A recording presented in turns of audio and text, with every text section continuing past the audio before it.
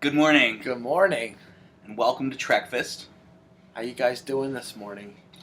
My name is Michael. And I'm Shane. This is my special guest, and good friend Shane is here today. Now, you probably noticed my co-host Corey missing, and he's in his room, but we can't wake him up. Yeah, the door's locked. He's not answering his phone. We hear.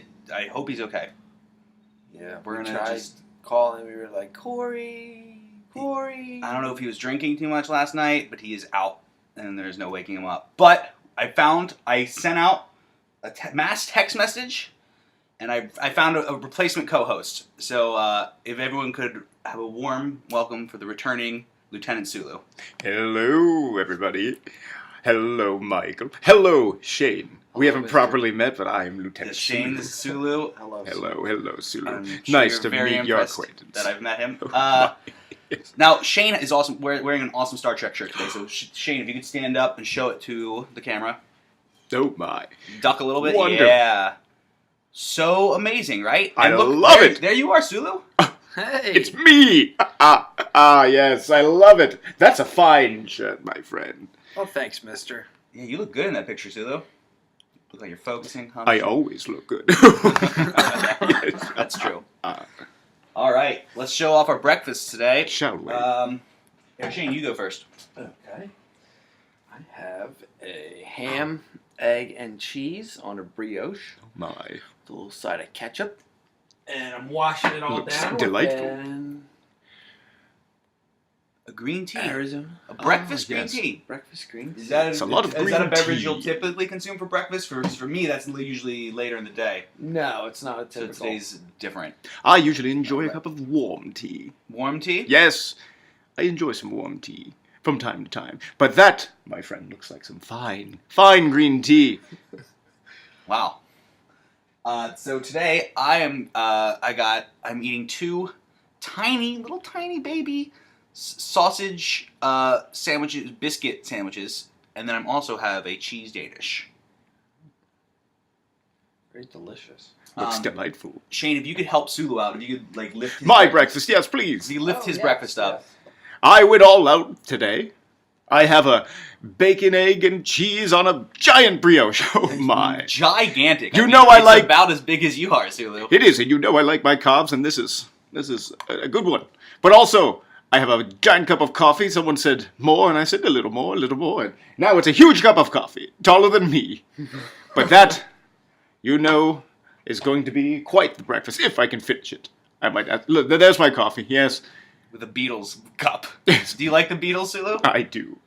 I enjoy space folk a little bit more. Okay. It is a little bit more intriguing, but the Beatles, they were good. They were for being so old, of course. But Right. we like the new space folk on the Enterprise, of course.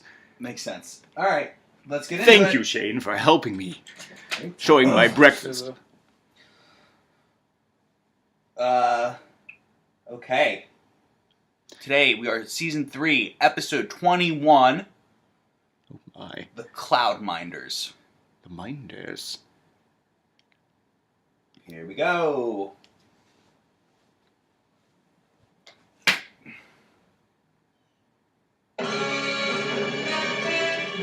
Log stardate 5818.4. A botanical plague is devastating a planet in the quadrant of the galaxy where the Enterprise is operating at present. It threatens to destroy the vegetation on the entire planet, leaving it uninhabited. Oh my. The Federation orders were proceeding at top warp speed to the planet Ardana, where the only known source of xenite exists. It is the one substance that can xenite, halt the yes. plague. Captain, the High Advisor of Adana is ready to receive you on Stratus. Kirk Enterprise. Kirk Enterprise. Mr. Scott? Beam us up.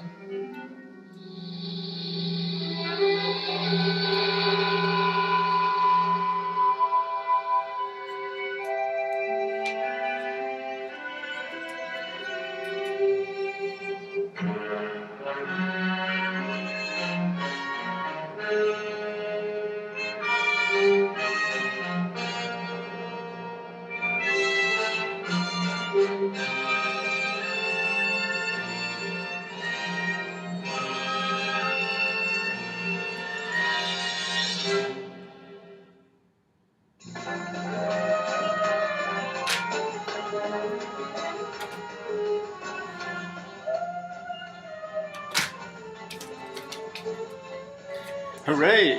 Hooray indeed, Sulu. What an episode. Yeah, that was a good one. It was, yeah, Shane, how about you tell our viewers what happened in the episode? Give them a bit of a recap. Okay, so the episode starts where Spock and Kirk go down to this strange red planet, and they encounter these bandits, these space bandits that we find out are called the troglodytes. They are like a working class... Well, the bandits, I think, are the disruptors, right? The disruptors, Right. yeah, which are a faction of these troglodytes. Troglodytes, yeah. They're trying to disrupt the society. Basically, there's this city in the clouds called Stratos where there's a lot of art and beautiful things. Everybody's very intelligent and logical and peaceful. And these troglodytes do all the work, but reap none of those benefits. Whereas the people in Stratos live amongst the clouds and make art all day. yeah, and just live the life. They're, this rich, lavish life. So these disruptors, this faction of troglodytes, really want to bring equality, really, and peace, which they do so by somewhat violent and hostile manner. Popcorn, Mike. So Kirk and Spock beam to the planet. They're looking for, what was the material called again? Xenite. Xenite. They need to pick up some Xenite to help some other planet that's having some farming emergency. It's a bio-disease. Right. But thank you. So the disruptors, they stole the stuff, so they then find out about this inequality, and they sort of start trying to fix the problem on the planet Popcorn Sulu. But what's a little bit ridiculous is that they find out that the Xenite, in its raw form in the mines, actually emits a odorless gas that stunts your brain growth and makes you hostile and crazy. Right. So all the troglodytes have been exposed to this gas. That's why they act so violently. That's why the people in Stratos don't want to change. Yes. They don't want to accept these troglodytes into their society because of their behavior, which is discovered to be from this Xenite, this gas that they don't see. Mm-hmm. And Bones is the one that discovers this and gives them these masks, these filter masks that will prevent them from breathing in the harmful Xenite gas. But the leader of the elite in the Stratos is just not having it. No. He doesn't want to hear anything about it, doesn't want to give Kirk the time of day or a chance to even try, these masks. And neither will Vana.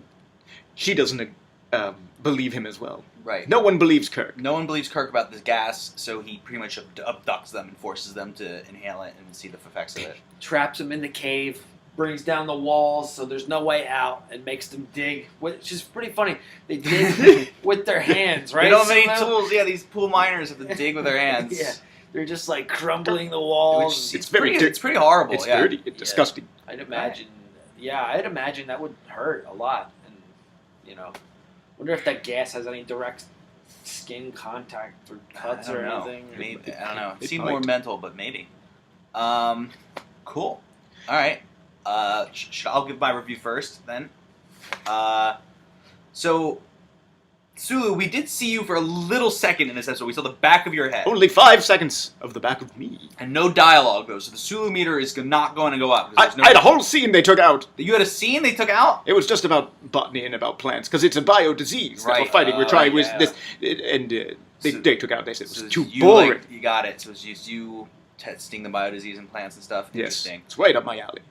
I wanted to ask you, though, Sulu, do you feel like Kirk and Spock handled the situation well? Is there anything you would have done differently, do you think? Or do you think they did a good job? I felt at the end of the day, they did what they would have done. Because both of the leaders, well, the leader and the rebellion leader, Vana, they were a little bit unagreeable. They didn't want to get along with Kirk or Spock. Right. And to be honest, Spock was a little distracted.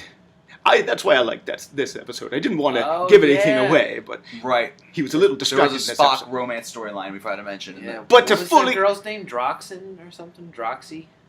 She had Droxina? She had big earrings. That's I loved her Very earrings. big earrings. It was like space earrings. Right. But to answer your question, I felt they did. Do you feel like you were proud? They did a good job. Sure. Sometimes Kirk has to take things by force, but we've all accepted that, I guess. All right, that's what makes him captain. Yeah. There was a really very dark scene where one of the troglodytes got captured, and he wasn't even one of the disruptors. And then they were gonna throw him. They were gonna punish him or something, and he said he just runs off and commits suicide and dives off the balcony. And it was really dark, especially for the '60s, right? Don't you think it's like super dark for the TV show? They don't really ever mention it again. It's a very quick thing, but it's like, oh man. I mean, he did one of the craziest things I've ever seen. Yeah, he dove out of the clouds. It was nuts. They had that shot of him falling too. I do think this episode was kind of like scary, relevant to today, right? With the whole Occupy Wall Street and 1%ers thing, and like I guess human society has always been that way, with people at the top and people at the bottom. Very true. But it feels even more relevant now than it would have like 5 years or 10 years ago, I guess. Yeah, I'd have to agree with that. So it is interesting that the messages of these episodes still hold to our society. Hopefully one day they will not be as relatable. I'm gonna give this episode a 3. 3 sausage biscuits out of 5. I see. Yeah, I enjoyed it. There were some interesting concepts and stuff, but Anything you didn't enjoy? Didn't enjoy. I don't know. The last scene in the cave was a little weird. It was. I don't know if I guess I don't know what else they could have done for like Kirk to convince them of the gas, but he kind of just like abducted them into this cave. And then the guy got angry, and he's like, "See, it's the gas." And it's like, yeah, but you also abducted him. Like, come on, he's gonna get angry regardless if there's gas that makes you more angry. I agree. Yeah. I don't know. There isn't anything like stood out that I didn't like. I just think there are better episodes too. Yeah. Yeah. True. All right, Shane. What about you? I thought it was pretty good. Yeah. Yeah. I'd also give it a 3, maybe a 3.5. 3.5. Egg and cheese sandwich. Ham, egg, and cheese, right? Yeah, ham, egg, and cheese. Cool. Yeah, it was really good. Any things that stood out, your favorite parts, or things you didn't like? When Spock and that other girl, Droxina or something, they had this like romantic scene that really stood out to me. They were basically talking about the cycle of love in this weird way, and the way that Spock put it, he says, I quote, "Extreme feminine beauty is always disturbing," he says. And out of context, it's really funny. It works well. I forget exactly what she said. Well, I think he was talking about the Vulcan like mating rituals, and she's like, "Is there anything way we could change that?" Because he was like, Vulcans only mate like once every 7 years or something. Oh, that's right. Yeah. So she says, "Is there anything we can do to disturb that cycle?" And he's like, "Extreme feminine beauty is always disturbing." It's a good line. Yeah, definitely a good line. So yeah, I really like that. It's nice you don't see too much of Spock, his romantic side. Not much. Very true. It was good. It was cool to see that. Or usually if there are characters that are into him, he's not really that into it. But yeah, but he was really right off the get-go. Even when he introduced himself to this woman, he said something about like, "I've never met a work of art" or something. Yeah, he said. Well, I think that's because her dad introduced her as a work of art. He's like, "My finest work of art." Yeah. Oh, okay. But it was still a bit flirtatious, definitely. Absolutely. Yeah. So yeah, I really liked it. Cool. So you're gonna give 3.5? 3.5. 3.5. All right, Sulu, what are your thoughts? I enjoyed a little bit of this episode. I agree with both of you. I thought that the love interest was a nice change from the constant Kirk action with love, and I agreed that the end was a little forceful, to say the least. Mm-hmm. Kirk threw them into the cave and was yelling and sweating and made them dig. Yeah. It was odd. Things I enjoyed were definitely the scenery. There were a lot of good sets in the Stratos, Right. and the paintings of the city in the clouds. The Cloud was City. quite lovely. Well, we're lovely, yeah, I agree. But that man jumping off did leave quite an impression with me. It just felt like It was pretty right sad. in the beginning of the episode. It's like, look, this episode will make you want to jump off Cloud City. It was a little insane. And we forgot to mention the Sentinels in the Cloud City all wear these weird, like, bonnets. Yeah. They're kind of strange. They're really silly looking.